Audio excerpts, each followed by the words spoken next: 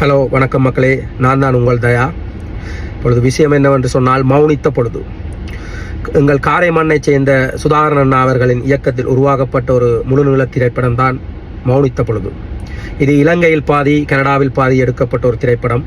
இது கனடாவை தொடர்ந்து லண்டன், பாரிஸ், ஜெர்மன், சுவிஸ் போன்ற நாடுகளில் திரையரங்கம் செய்யப்பட்டு பல வரவேற்பை பெற்ற ஒரு திரைப்படம்.